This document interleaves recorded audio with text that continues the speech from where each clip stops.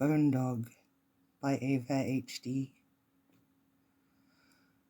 Coming home is terrible, whether the dogs lick your face or not, whether you have a wife or just a wife-shaped loneliness waiting for you.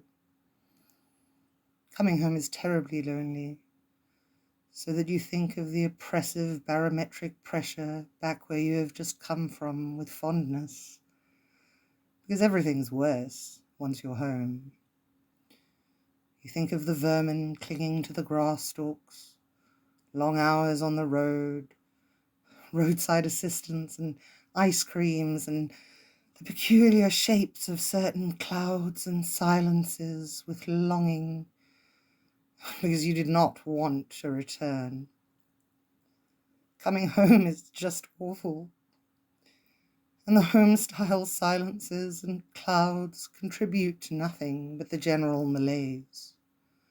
Clouds, such as they are in fact suspect, and made from a different material than those you left behind. You yourself were cut from a different cloudy cloth, returned, remaindered, ill met by moonlight, unhappy to be back, slack in all the wrong spots, seamy suit of clothes, dish rag, ratty, worn. You return home, moon-landed, foreign, the earth's gravitational pull and effort now redoubled, dragging your shoelaces loose in your shoulders, etching deeper the stanza of worry on your forehead. You return home, deepened, a parched well linked to tomorrow by a frail strand of anyway.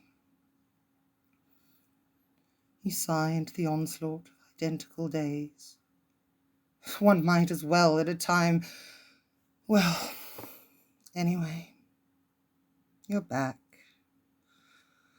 The sun goes up and down like a tired whore. The weather immobile like a broken limb. While you just keep getting older, nothing moves but the shifting tides of salt in your body. Your vision blears. You carry your weather with you. The big blue whale, skeletal darkness. You come back with X-ray vision. Your eyes have become a hunger. You come home with your mutant gifts to a house of bone. Everything you see now, all of it, bone. So, like everyone else in the world, presumably, I first found this poem via the movie I'm Thinking of Ending Things, but I don't want to talk about how it relates to the movie, I just want to talk about the poem. It puts me in mind of that quote by L.P. Hartley that says, "The past is another country, they do things differently there." Or that old proverb, I guess it is, that you never step into the same river twice. You can go home, but it never will be the same home again, especially if you've been away from a long time.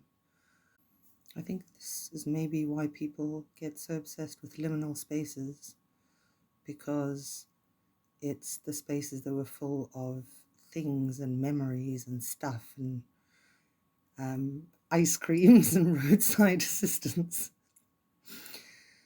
But now they're empty. You can't go back there. The mall's been torn down. Kane Pixels made a whole series about it.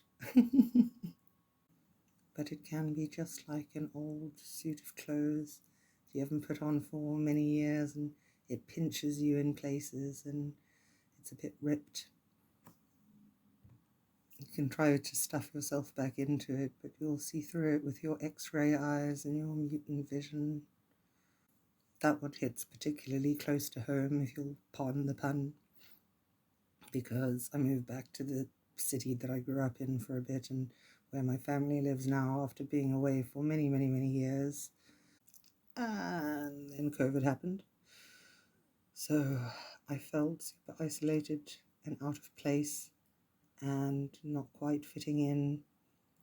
But it's gotten better now. And I hope it's gotten better for you too, my beloved humans.